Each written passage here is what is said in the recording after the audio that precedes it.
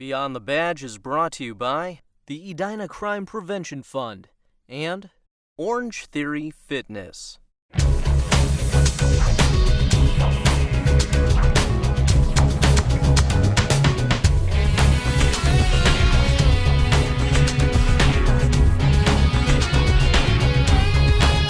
Welcome to Beyond the Badge, a program about the inner workings of the Edina Police and Fire Departments. Thanks for joining us. I'm Sergeant Brian Hubbard.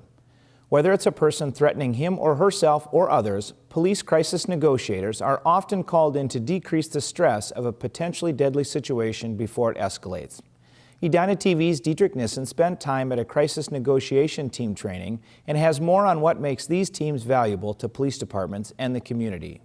Everybody ready to call in? Preparing for the worst is what crisis negotiation teams do. Every day is different as a police officer. Every day is different as a negotiator. You never know what kind of situation you're going to get into. Imagine a teenage girl's nude pictures have been shared online by an ex-boyfriend, and now she's thinking of killing him and other students. I heard about what happened. Can we talk about it?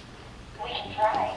Or a husband who has been abusing his wife and is now holding her hostage. Yeah, well, I don't think you really are sorry to hear that, but that's fine. These are the type of scenarios crisis negotiators such as Officer Morgan Piper are called on to de-escalate. When people know that you're listening to them, that's going to make the situation turn out a lot better no matter what it is. After establishing a line of communication, the 3-year veteran says building a rapport is the first step to successful negotiations. Letting them vent, letting them talk about what's going on, what brought them to this point in their life or what brought them to this point in their day, and then just working with them to come to some sort of agreement, compromise, so that they trust you, knowing that they're not going to get hurt, but then you also know that they're not going to hurt somebody else in the process. The second step is for a negotiator to empathize with their subject. I think it's asking the right questions, making sure not to place blame on the person for the situation that they're in. A lot of times it's not their fault, it's just something that's happened to them. So I think just understanding that, and a lot of times they might be a victim of something that you're not aware of. A good negotiator is first and foremost a great listener. Sergeant Aaron White says crisis negotiation teams usually consist of 5 roles filled by any number of people. We have somebody take on what's probably the most important role, which is that of the primary negotiator. They're the one that's going to be talking to the suspect or the subject of a negotiation. But then behind the scenes, we have a secondary, we call them, or also refer to them as a coach. And that person is right there on the phone with them. They're not speaking, but they're kind of listening to the interaction, oftentimes by passing notes, that sort of thing. Then we have intelligence gathering officers who are taking that information as they're learning it and other things behind the scenes and feeding that kind of into the machine that is the negotiation and providing that information to them. We have liaisons who work with the other teams involved, like tactical or SWAT teams, and kind of communicate the information between the teams. And generally a team leader who kind of oversees the whole thing and makes sure it's all going on. And that's really the minimum. I mean, you at the very least want to kind of have those roles filled. Other possible roles include a team scribe who keeps track of elements about a subject during a negotiation, while someone else may reach out to phone, internet, and utility companies for access control. She has no data to surf the internet, and the school's Wi-Fi has been disabled. A lengthy negotiation or something that gets more drawn out, I mean, we could certainly use more people, and it's not out of the question we might have a dozen people behind the scenes of that one phone call. To establish calls, police often use a throw phone.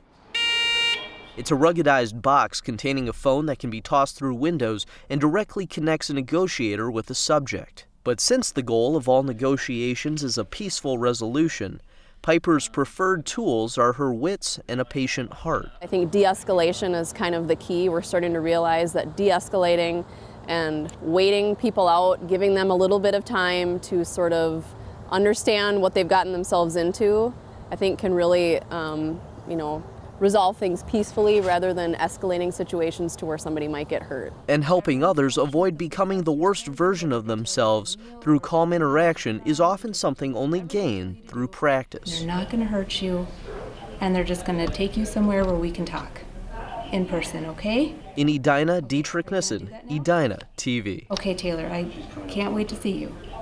All right. Bye-bye. Edina CNT trains with Minnetonka, Eden Prairie, and St. Louis Park Police Departments once a quarter. The departments rotate leadership of each training. When fighting a fire, the ability to see can mean the difference between finding a person trapped by flames or losing them in the fire's smoke and dust. That's why one of the most important tools a firefighter has is the thermal imaging camera. Edina Officer Bo Schoenhardt spoke with paramedic firefighter Pete Knabley and has more on how these devices function in this segment of How's It Work. Thanks, Brian. I'm here at Fire Station 1 with Pete Knabley, firefighter with the Edina Fire Department. I'm here to talk to him today about the FLIR infrared camera. Pete, can you tell me a little bit about the FLIR camera that you guys carry on your trucks? Absolutely. We carry the FLIR brand thermal imaging camera. We usually call it the TIC, which just stands for thermal imaging camera. We upgraded to these a couple years ago. We carry them on all our rigs and all our ambulances. One of the main things we use them for is going into a fire. It can help us locate where the fire is, if there's any victims that are in need of help, or where the fire might have spread to. So this is the unit. Can you kind of show me how it works? Is it very complicated or is it very simple? It's extremely simple. You just turn it on and you get the image, and what it does is it just shows us changes in temperature. Okay. So the hotter something is, the more it goes into the whites and then into the red colors. Everything else is kind of grayish. Okay. So it helps us see where hot spots are. So even though in the room here, it feels like the ambient temperature is about 70, it shows 75, but we can see quite a bit of detail even though there's obviously nothing on fire. Yeah, it's a really impressive tool. Everything reflects infrared differently, so we can really see the difference between the stuff in the room, and it cuts right through smoke or haze, so we can see behind those kind of things. It also tells us, whatever we point at, it tells us what the temperature of that object is. That's a new feature on these newer models, so then we can see how hot something did get, whether it was on fire or whether it was just in the sun. Cool. So go through the stages of a fire with me and when you would use it. So Sure. Would you use the camera right when you get to the fire? We wouldn't probably use it right when we get to the fire. We're getting out and getting ready to go into the fire. It's usually pretty obvious what part of the structure we're heading to. But once we're inside, then the imager can really help us clear rooms, or it can help us identify what room the fire might be in. You make a very good point when you go into the rooms, because it's not like the movies. When you go into a fire, it's just complete black, correct? Yep. TV shows aren't quite what a real fire looks like. There's a lot of smoke. Usually when we come through the door, it's pitch black, so we'll be coming through crawling. If we had to search for someone in a room without an imaging camera, we'd have to go around and feel in every corner of the room. This helps us just simply sweep the room, and we can see if there's any heat signatures in there, and then move on to the next room. So the infrared camera has a lot of different abilities. Can you tell me a time maybe with an electrical fire that it was useful? Yeah, we go on a lot of electrical issues. A lot of people might say that their outlet feels hot, or they saw sparks or something like that. We went on one recently where someone had a desk lamp pressed up against the wall, and the bulb had charred the wall.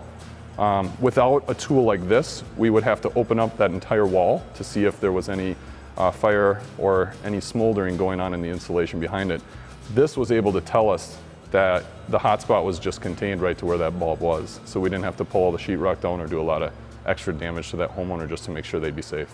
Well, thank you, Pete, for showing me the FLIR camera that you guys use here at the Edina Fire Department. Brian, back to you in the studio. Thank you, Bo.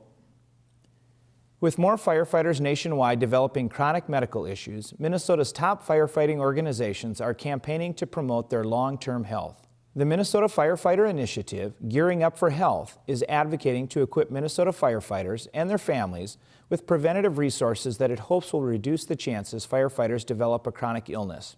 Throughout their careers, firefighters are often placed in situations where they are exposed to dangerous elements that can lead to emotional health issues, cancer, and cardiac arrest.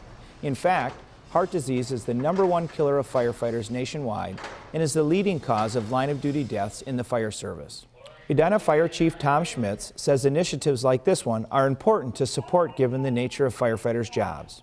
The constant exposure to the hazardous environments that our firefighters go to, be it smoke, hazardous materials runs, all of that stuff accumulates on their bodies, it accumulates on their gear, their equipment. It's continuous exposure. Even though they do their best to clean themselves and their equipment, it's the stress of the job. It's going from resting heart rate to marathon running heart rate in a matter of seconds, and that puts a lot of stress on your body. If you know a firefighter or are interested in learning more about the initiative, visit mnfireinitiative.com. Edina's new canine unit, Mike and Ike, are a perfect pair, just like the candies of the same name. In May, Edina police officer Mike Bankston and his canine partner Ike graduated from the canine training facility in St. Paul. For nearly 5 months, the pair trained with 18 other canine units from across Minnesota and Wisconsin. The team spent their time working on commands and how to seek out people in varying situations. Mike and Ike are already working the night shift opposite fellow canine officer Sean Young and his partner Blitz. On behalf of the City of Edina's public safety team, thanks for tuning in to learn a little bit more of what goes on beyond the badge. Until next time, stay safe.